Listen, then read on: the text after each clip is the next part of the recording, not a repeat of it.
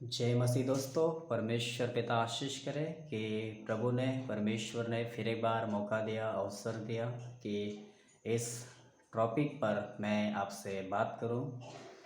और इसको देखते हुए आप समझ गए होंगे कि ये क्या है दोस्तों। Hallelujah, praise the Lord. तो यहाँ मैं आप लोगों को इसके चित्र के माध्यम से कुछ बताना चाहता हूँ, समझाना चाहता हूँ। हालांकि इसके ऊपर में हम फुल वीडियो भी बनेगा, लेकिन मैं ये शॉर्ट वीडियो में आप लोगों को जो बताना चाहता हूँ, इसको आप लोग ज़रूर जब अपलोड होता है तो ध्यान से सुने, समझे और इससे अपने जीवन को जांचे, जो इसमें मैं आप लोगों को बताने वाला हूँ। तो यहाँ पर दोस्तों आप देख सकते हैं, ये आप लोगों को दिख रहा है यहाँ पे सामने। ये दोस्तों है वेदिक, है ना, जिसको हम आंगन भी कहते हैं। हमें प्रेज द लॉर्ड। और ये ठीक इसके बीच में ये जो आप लोगों को दिख रहा है दोस्तों, ये है पवित्र स्थान।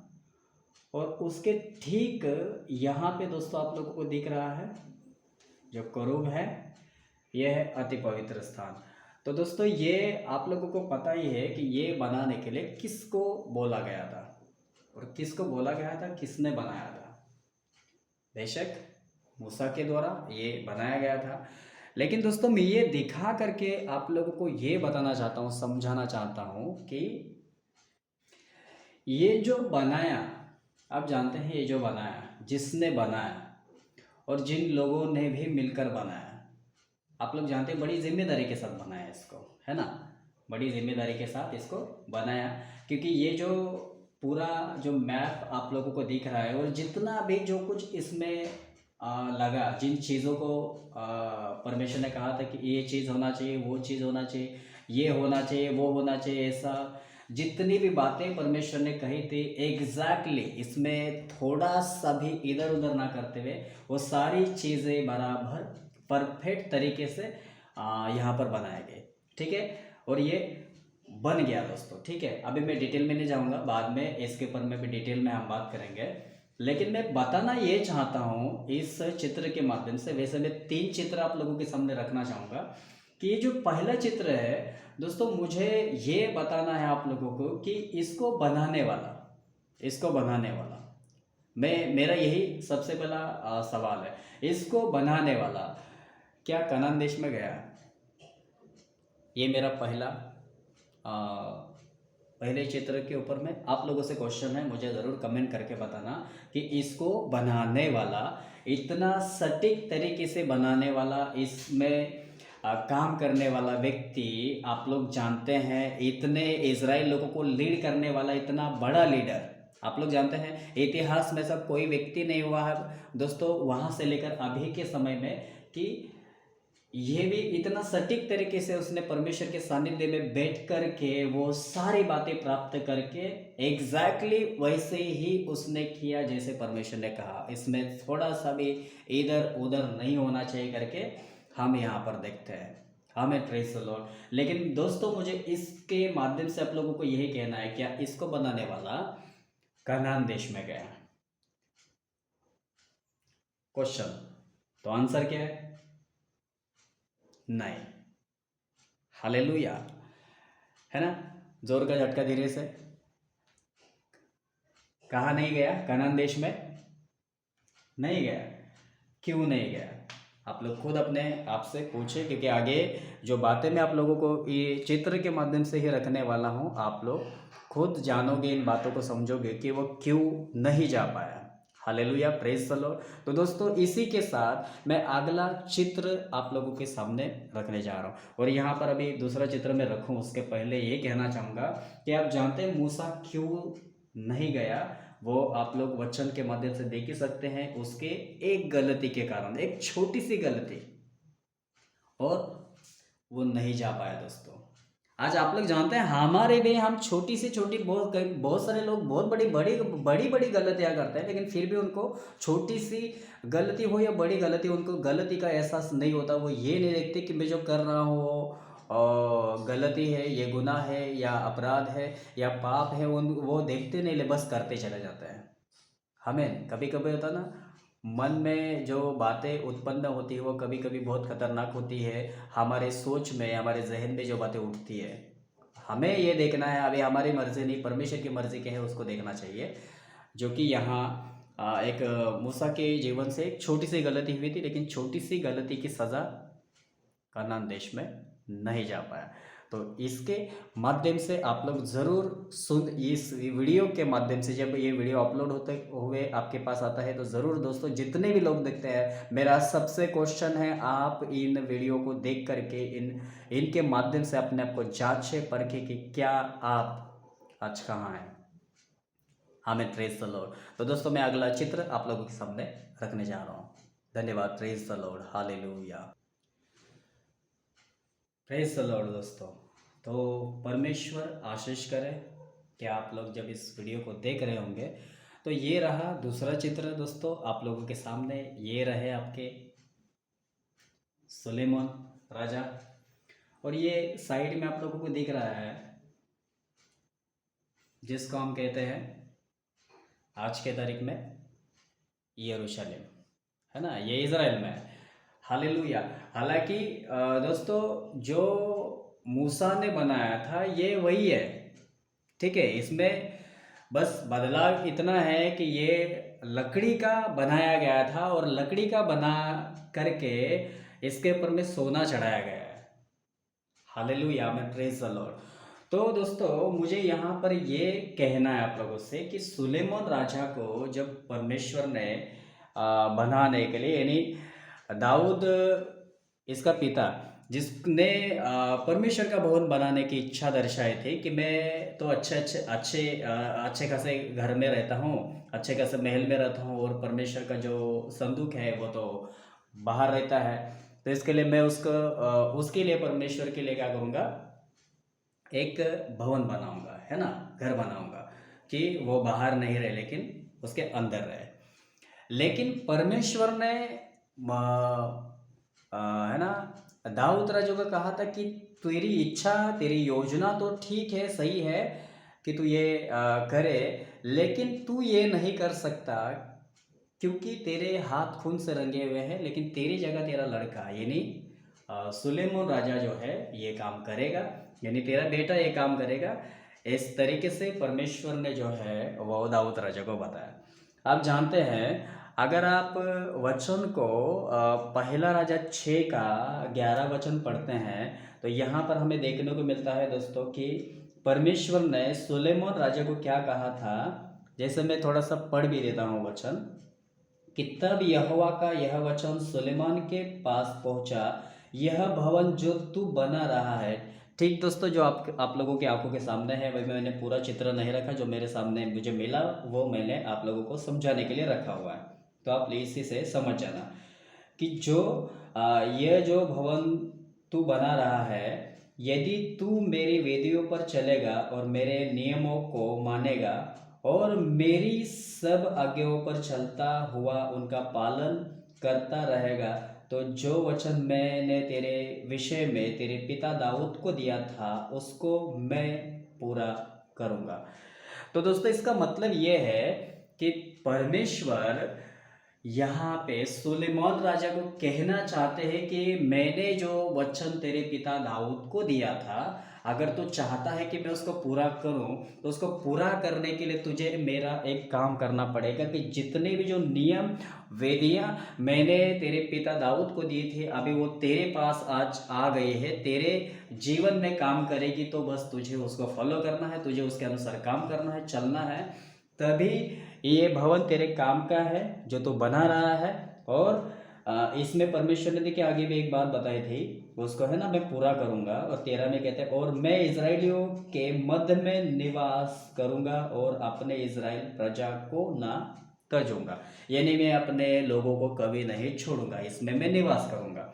लेकिन परमेश्वर निवास तब करेगा जब सुलेमान राजा यहाँ अपने और परमेश्वर ने दी गई बातों के ऊपर चलेगा। लेकिन आप जानते हैं, सुलेमान राजा जी 11 अध्याय में दोस्तों फेल हो गए। आप लोग 11 अध्याय के एक को पढ़ लेना, इसी का पहला राजा 11 अध्याय को एक को पढ़ लेना कि उसने आप जानते हैं उसने ऐसा काम किया फिर बाद में कि उसकी 1000 पत्नियां, यानी 700 पत्नियां समझ लीजिए, और 300 रखेल, ऐसे कुछ वहां पर आप लोगों को पढ़ने को मिलेगा। आमीन, प्रेज द लॉर्ड। यानी परमेश्वर के नज़र में जो नहीं करना चाहिए था वो उसने काम किया, और ऐसे करते करते आप लोग जानते हैं इन्हीं स्त्रियों ने उसका मन एक समय देवी देवताओं की ओर फेर दिया, और उसने परमेश्वर को पूरी तरीके से छोड़ दिया दोस्तों। तो जैसे मैंने मुझे मेरा कहने का मतलब ये है कि मूसा ने एक छोटी सी गलती की, ठीक है, एक छोटी सी गलती की, ठीक है, उसकी एक छोटी सी गलती, लेकिन सुलेमान राजा की छोटी सी गलती है। क्या लगता है आप लोगों को? आप लोग मुझे कमेंट करके बताना, क्या सुलेमान राजा की छोटी सी गलती है ये? उसने दोस्तों इतनी भयानक गलती की है कि आप सोच नहीं सकते, इतना घिनौना काम उसने किया, ठीक है। अभी जैसे अगर हम दाऊद राजा की गलती की बात करते हैं, अगर उसके ऊपर में ध्यान देते हैं, तो उसके जीवन में जो हुआ, उसने उसके प्रति क्या किया आप जानते हैं? पश्चाताप किया। उसको जैसे ही एक भविष्यवक्ता के द्वारा उन सारी बातों को जब प्रकट किया गया, उसको बताया गया कि उसने किस तरीके से भयानक पाप किया है परमेश्वर के नज़र में, वो जाता है घर के अंदर में, पश्चाताप करता है, मन फिराता है, फिर वापस। आप जानते हैं परमेश्वर के वचन में लिखा है कि वो परमेश्वर के हृदय का, परमेश्वर ने खुद इस बात को प्रकट किया कि दाऊद मेरे कहाँ का है? हृदय के करीब है करके, है ना। हालेलुया। लेकिन इस भाई साहब ने, सुलेमान राजा ने ऐसा नहीं किया दोस्तों। हमें प्रेज द लॉर्ड, सुलेमान राजा ने, हालेलुया, प्रेज द लॉर्ड। आप सोच कर देखिए कि अगर तंबू को बनाने वाला कनान देश में नहीं गया, तो आप लोगों को क्या लगता है दोस्तों? सुलेमान राजा स्वर्ग में गया?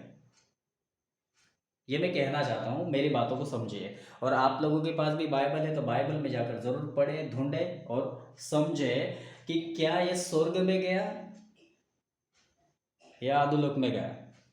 ऐसा भयानक पाप करके कोई स्वर्ग में जा सकता है? तो मुझे कमेंट करके जरूर बताना कि सुलेमान राजा कहाँ जाना चाहिए।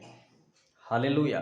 तो दोस्तों ये दूसरा पार्ट हो गया, दूसरा बात हो गया जो मैं आप लोगों को बताना चाहता, समझाना चाहता हूँ कि सुलेमान राजा जो है ये सब बना करके वही सटीक तरीके से, हालेलुया, इतना गंभीर तरीके से, और इसको बनाने वाले भी बहुत सारे ज्ञानी थे, अद्भुत तरीके से।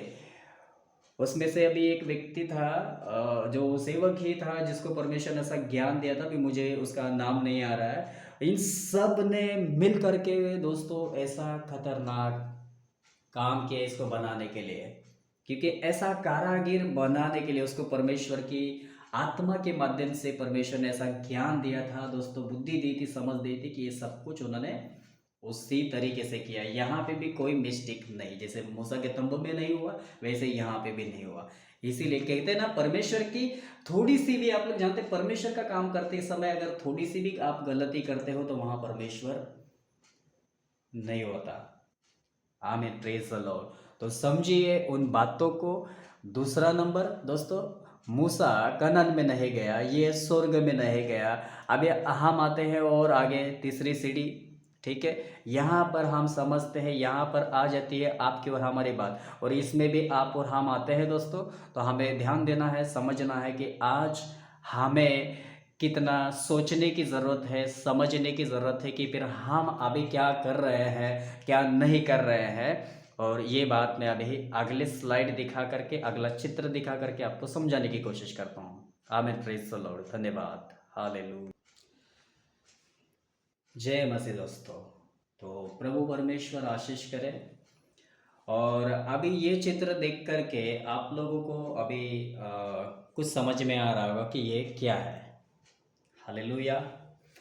तो दोस्तों ये जो है, ये एक भवन है, एक घर है, और जिसको हम कहते हैं चर्च, जिसको हम कहते हैं चर्च। तो दोस्तों चर्च ये है मसीह का, कलीसिया वो है मसीह का, यहाँ, है ना, इसको समझिए। तो दोस्तों ये जो देख रहा है, इसको अभी जो आप लोग देख रहे हो, ये परमेश्वर का भवन नहीं है, ठीक है ना। ये परमेश्वर जिसको हम चर्च कहते हैं, ये तो एक बस मिलने का स्थान है। जैसे तंबू जो होता था वो मिलाप वाला तंबू कहते हैं जिसको, जहाँ परमेश्वर से लोग मिलने आते थे। तो दोस्तों हम मिलने यहाँ नहीं जाते हैं परमेश्वर को, ठीक है, क्योंकि परमेश्वर खुद हमें मिलने आता है। लेकिन जहां पे भी एक जुट होकर परमेश्वर, अभी यही एक मेन स्थान है, ऐसा नहीं कि चलो ये अभी बना लिया तो यहीं पर परमेश्वर की उपस्थिति रहेगी। कि कई सारे लोग जगहों पर, कई सारे लोगों की मान्यता ये होती है कि यहीं पर परमेश्वर की उपस्थिति है। परमेश्वर की उपस्थिति हर जगह होती है दोस्तों। जिसके भी जीवन में यीशु मसीह है, उसके जीवन में परमेश्वर की उपस्थिति है। और वो परमेश्वर की उपस्थिति में चलना ना चलना, वो एक व्यक्ति के ऊपर में डिपेंड करता है कि वो परमेश्वर को कितना जानता है और कितना नहीं जानता। तो मैंने दो बातें दोस्तों बताए कि मूसा ने जो तंबू बनाया वो व्यक्ति कनान में नहीं गया। दूसरा व्यक्ति सुलेमान राजा को हम देखते हैं कि जिन्होंने भी परमेश्वर का भवन तो बना लिया सटीक तरीके से, कोई भी चीज इधर का उधर नहीं होने दिया, लेकिन वो व्यक्ति भी दोस्तों फेल हो जाता है अपने जीवन में परमेश्वर के साथ रहने में। और वे विचार में फंस करके, आप लोग जानते हैं, ऐसा खतरनाक काम करता है कि परमेश्वर के साथ साथ वो छोड़ देता है, परमेश्वर के साथ चलना छोड़ देता है। और आखिर में ऐसा काम करता है कि एक दिन अगर वो मर गया, तो जैसे मैंने उसके बारे में बताया अभी थोड़ी देर पहले कि जब वो मर गया दोस्तों, तो मैंने आप लोगों से क्वेश्चन किया है कि वो स्वर्ग में गया या अधोलोक में गया। हालेलुया। ज़रूर मुझे आप लोग कमेंट करके बताना। और जैसे कि सीधी तौर पर ये बात हम देखते हैं, जानते हैं दोस्तों, समझते हैं कि पाप किया हुआ व्यक्ति कोई भी स्वर्ग में नहीं जा सकता। क्यों? क्योंकि पापियों के लिए कोई जगह वहाँ नहीं है। तो दूसरी बात दोस्तों, अभी बाइबल में से ही मैं एक वचन अभी इसी कलीसिया के लिए, जो कि आप और हम है, मैं इस चित्र को इसीलिए रखा हूँ क्योंकि लोग इसको कलीसिया समझते हैं ना। कलीसिया ये नहीं है, कलीसिया आप और हम है। तो इसको चित्र के माध्यम से मैं आप लोगों को समझाना चाहता हूँ। तो समझिए, जैसे कि मैं एक वचन पढ़ता हूँ, फिर इसके ऊपर में बात करते हैं। तो पहला तिमोथी 3 अध्याय और दोस्तों मैं 14 वचन से पढ़ रहा हूँ। देखिए क्या लिखा है। मैं तेरे पास जल्दी आने की आशा रखने पर भी ये बातें तुझे इसीलिए लिखता हूँ कि यदि मेरे आने में देर हो तो तू जान ले कि परमेश्वर के घराने में जो जीवित परमेश्वर की कलीसिया है और जो सत्य का खंभा और नींव है, कैसा बर्ताव करना चाहिए। तो दोस्तों आप जानते हैं पौलुस तीमुथियुस को कह रहा है कि यदि मेरे अगर आने में देर हो, तो इसका मतलब ये है दोस्तों कि वो अपने स्थान पर यीशु को रखते हुए कह रहा है। यानी वो अपने आप को रखकर, तो अपने आप को तो रख रहा है, लेकिन वो अपने जगह, ये उसका कहने का मतलब है, यानी उसकी बातों को समझना होगा कि वो यीशु मसीह के बारे में कह रहा है कि अगर यीशु मसीह को आने में देर हो जाए तो तुझे ये समझना है कि तेव जो जीवित परमेश्वर का जो घराना है, जो परमेश्वर की कलीसिया है और जो सत्य का खंभा और नींव है, उसके अंदर तुझे कैसे बर्ताव करना चाहिए, ये तुझे समझना होगा, ये तुझे सीखना होगा, ये तुझे पता होना चाहिए। तो दोस्तों मैं आप लोगों से आज पूछना चाहता हूँ कि क्या आपको और मुझे पता है कि इस कलीसिया के अंदर में, इसी परमेश्वर के घराने में, ये नहीं दोस्तों, आप और हम, इस दुनिया के अंदर जितने भी मसीह को मानने वाले लोग हैं, यीशु मसीह को मानते हैं, आपका जीवन उसी कलीसिया के अंदर लोगों के बीच में कैसा है? आप कैसे बर्ताव करते हैं? आप कैसे परमेश्वर की बातों को मानते हैं? आप कैसे परमेश्वर की बातों को लेकर चलते हैं? क्या आप इसके प्रति गंभीर हैं? ये गंभीर क्यों है? आप लोग जानते हैं दोस्तों, ये कलीसिया गंभीर क्यों है, हमें अपने आप को समझना चाहिए। और इस बात के ऊपर में ज़रूर ध्यान देना चाहिए। अगर मूसा की छोटी गलती के कारण अगर वो कनान में नहीं जा पाया, सुलेमान राजा की इतनी बड़ी गलती के कारण, यानी इतना कुछ करने के बावजूद भी दोस्तों सोचिए, मूसा को जो परमेश्वर ने कहा था एग्जैक्टली सटीक तरीके से परमेश्वर ने जो बताया था उसी के अनुसार किया। सुलेमान राजा को जो बातें कही थी परमेश्वर ने सटीक तरीके से वही काम किया। लेकिन दोनों में से कोई भी स्वर्ग राज्य में, अगर मूसा के बारे में तो हम देखते हैं कि मूसा के शरीर को परमेश्वर ने ऐसे छुपा दिया कि शैतान आज के तारीख में भी शायद ढूंढ रहा है, ठीक है, लेकिन उसका शव नहीं मिला, परमेश्वर ने ही मूसा को दफन किया। लेकिन आ, अगर आप सुलेमान राजा की बात करते हैं तो सुलेमान राजा के जीवन में आप लोग देख सकते हैं, सुलेमान राजा के जीवन में देख सकते हैं कि सुलेमान राजा जो है इतना खतरनाक पाप करके कैसे स्वर्ग राज्य में जा सकता है दोस्तों।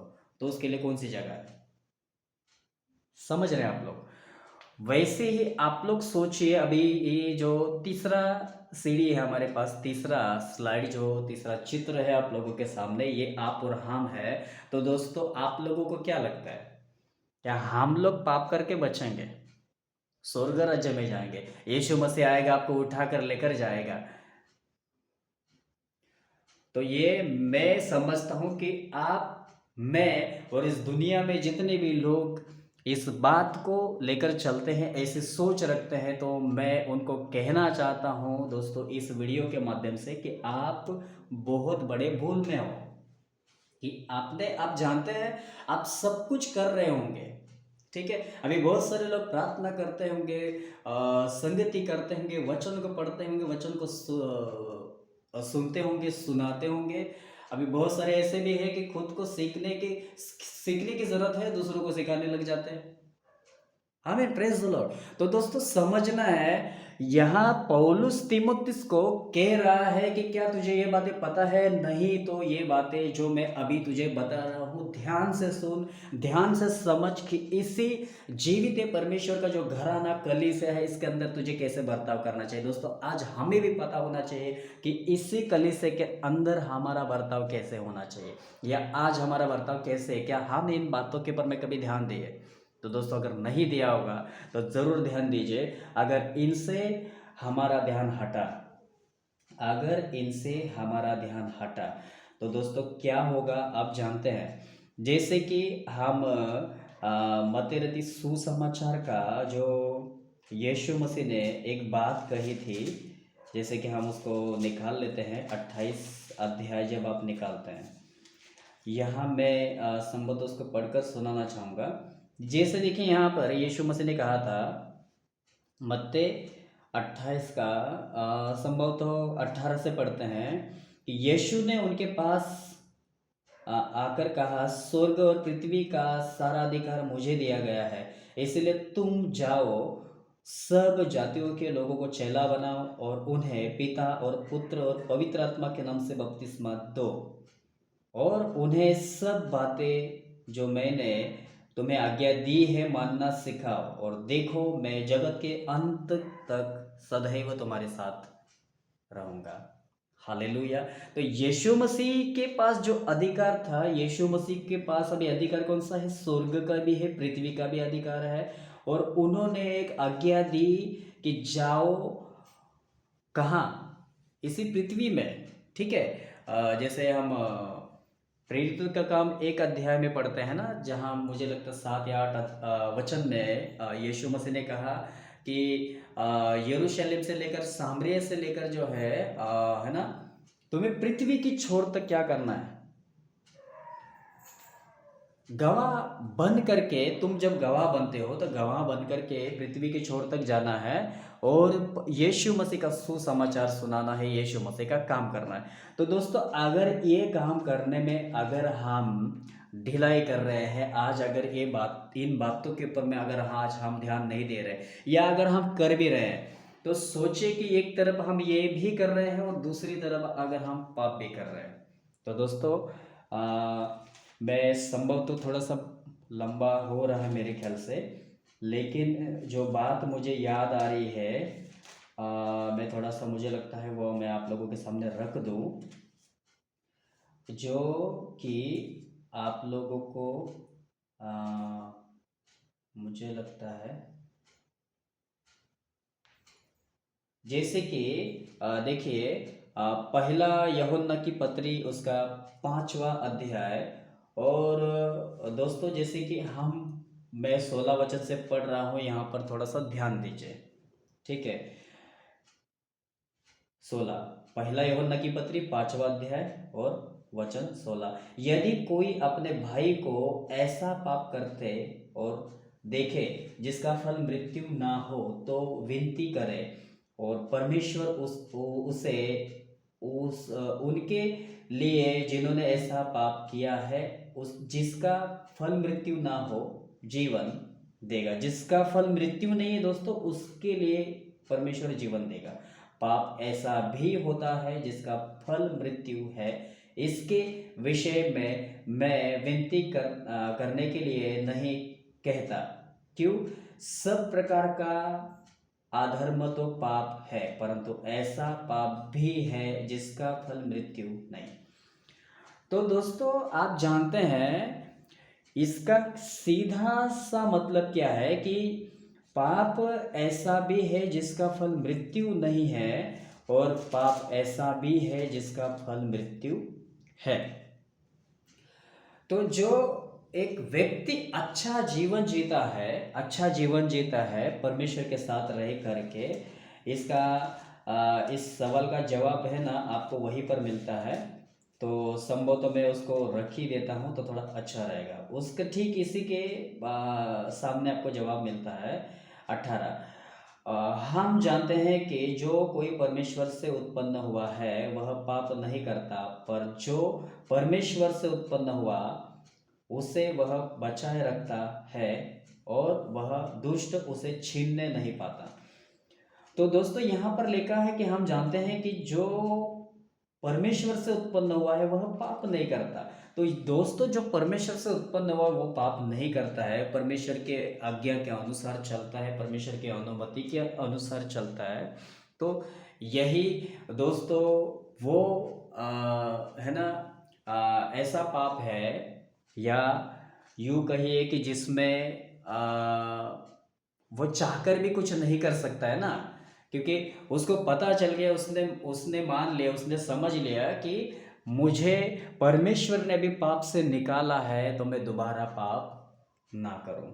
तो इसके लिए ऐसे व्यक्ति के लिए, ऐसे भाई के लिए हम दुआ कर सकते हैं, प्रार्थना कर सकते हैं। और ऐसे व्यक्ति को अगर उसके जीवन से थोड़ा भी अगर इधर उधर हो भी जाता है तो परमेश्वर उसको माफ कर सकता है, क्योंकि वो जो भी करता है, आप लोग जानते हैं जब भी उसको कुछ करना होता है तो वो सोच समझ कर करता है। उसको ऐसे नहीं उतावलेपन से कि बस अभी चलो मेरे सोच में आ गए ये करना है तो चलो ये करना है, वो करना है तो चलो वो करना है, ऐसे करना है तो चलो वैसे करना है, ऐसा वाला नहीं दोस्तों। वो 1000 बार सोचेगा और फिर भी एक तो वचन में ढूंढेगा, नहीं तो परमेश्वर से प्रार्थना करेगा। अगर कोई बात उसको पता नहीं है करने से पहले, या तो सेवक से पूछेगा। ऐसे करके फिर दोस्तों वो क्या करता है, क्योंकि उसके मन में डर है। तो ऐसे व्यक्ति के लिए जो है, अगर कोई व्यक्ति प्रार्थना करता है तो उसको परमेश्वर क्या करता है, जीवन देता है। लेकिन ऐसा पाप भी है जिसके लिए विनती करके कोई फायदा नहीं। और भयानक कौन सी बात हो जाती है दोस्तों, आपको मैं बता रहा हूँ। इब्रानियों की पत्री 6:6 में लिखा है, सारा अनुभव करने के बाद भी, अब 6:1 से पढ़ना पता चलेगा, अभी हमारे पास उतना टाइम नहीं, मैं 6:6 पढ़ रहा हूँ। यदि वे भटक जाए तो उन्हें मन फिराव के लिए फिर नया बनाना अनहोना है, क्योंकि वे परमेश्वर के पुत्र को अपने लिए फिर क्रूस पर चढ़ाते हैं और प्रगट में उस पर कलंक लगाते हैं। क्या करते हैं? प्रगट में उस पर कलंक लगाते हैं, यानी यीशु मसीह को ऐसा पाप करते हैं जो सब कुछ जान करके जो एक व्यक्ति भटक जाता है, जिसको आप लोग जानते हैं। जैसे पौलुस तीमुथियुस को कह रहे हैं कि तुझे परमेश्वर का जो जीवित घराना, परमेश्वर की जो कलीसिया है, इसमें कैसे बर्ताव करना चाहिए, बर्ताव करना भूल गए दोस्तों। और सभी तरीके से ये कलीसिया वाले जो लोग, जो आज के कलीसिया है दोस्तों, ये भूल गई है आज भी। मैं आप लोगों को कहना चाहता हूँ, जितने भी लोग इस वीडियो को देखते हैं, मेरा क्वेश्चन है आप लोगों से कि अगर आप में से कोई ये कहे कि नहीं मैं भूला हूँ, या मेरे जीवन में से कोई गलती नहीं हुई, तो मुझे कमेंट करके बताना कि आपके जीवन में वास्तव में ये सारी चीज़ें नहीं हुई थी, या नहीं हो रही है, या आप किसी को ऐसा है ना बर्ताव करते हुए देख नहीं रहा। हालांकि अभी के समय में भी बहुत सारे लोग दोस्तों ऐसे दिखाई पड़ रहे हैं, दिख रहे हैं कि जो वास्तव में इसी तरीके से भटक करके क्या कर रहे हैं, जिनका मन फिराने, इनके लिए प्रार्थना करना भी अनहोना है। यह प्रार्थना करके भी कोई फायदा नहीं। इस प्रकार का कंडीशन जो है दोस्तों उनके जीवन से दिखाई दे रहा है। आमीन। क्यों? क्योंकि इन्होंने काम ऐसा किया है कि अपने लिए यीशु मसीह के ऊपर दोस्तों, ये जो क्रूस आपको दिख रहा है दोनों तरफ निशान, ऐसे क्रूस के ऊपर में ये जो बीच वाला दिख रहा होगा आप लोग को, क्रूस के ऊपर यीशु मसीह को खुद के लिए लटकाया दिया। यीशु मसीह खुद के लिए आया या सारी दुनिया के लिए आया? क्वेश्चन आंसर, यीशु मसीह सबके लिए आया, सारे जगत के लिए आया, हर व्यक्ति के लिए आया दोस्तों। हर जाति भाषा धर्म के लोग जो इस दुनिया के अंदर रहते हैं, यीशु मसीह उन सब के लिए आया। आमीन, प्रेज द लॉर्ड। तो याद रखें दोस्तों इस बात को, और मैं इसके द्वारा यही कहना चाहूँगा दोबारा एक बार कि मैं समाप्त करूँ। क्या आज आप लोगों के आंखों के सामने यीशु मसीह है? क्या अगर मूसा की छोटी गलती के कारण अगर मूसा कनान में नहीं गया, और हम देखते हैं दोस्तों कि सुलेमान राजा की गलती के कारण अगर वो स्वर्ग में नहीं गया तो कहाँ गया? ये भी आपके मन में क्वेश्चन उठना चाहिए पढ़ने सुनने के बाद में। तो क्या आपको लगता है क्या आज हम लोग जो ढिलाई करते हैं, कैसे भी जीवन जीते हैं, क्या आपका और मेरा स्वर्ग राज्य में जाना संभव है? मुझे को कमेंट करके ज़रूर बताना। और इसी के माध्यम से मैं सबको यही कहना चाहता हूँ, अपने आप को जांचिए परखिए, यही समय है, कहीं आप उस दुष्ट के वश में ना पड़े। जैसे उसी 5:19 में लिखा है कि हम जानते हैं कि हम परमेश्वर से है लेकिन सारा संसार उस दुष्ट के वश में पड़ा है। तो आप परमेश्वर के वश में हो कि दुष्ट के वश में? क्योंकि आज मैं बहुत सारे लोगों को देख चुका हूँ दोस्तों, देख रहा हूँ, बहुत सारे लोग दुष्ट के वश में पढ़ चुके हैं, दुष्ट के अधिकार में जा चुके हैं। तो मेरा इस वीडियो के माध्यम से उनको यही संदेश है, चेतावनी है कि आप लोग अभी ये समय है, आप लोगों के पास अभी फ्री है, अगर अभी नहीं तो कभी नहीं। और इसी वीडियो के माध्यम से आखिर में मैं सबको यही कहना चाहूँगा, जितने भी लोग भटक चुके होंगे दोस्तों, मेरा रिक्वेस्ट है आप लोगों से कि अपने मन को फिराइए, लौट आइए। अगर ये समय गवा दिया तो फिर कभी समय नहीं आएगा। तो इसी के साथ दोस्तों, परमेश्वर आप लोगों को आशीष करे। संदेश के द्वारा अगर इससे कुछ सीखे होंगे, खुद के साथ साथ दूसरों को शेयर करिए, दूसरों तक पहुंचाए कि वो भी अपने जीवन को जांच कर परख करके वहाँ से लौट आए। हालेलुया, आमीन, प्रेज द लॉर्ड। तो दोस्तों मिलते हैं अगले नेक्स्ट वीडियो में, तब तक के लिए जय यीशु, प्रेज द लॉर्ड और गुड बाय।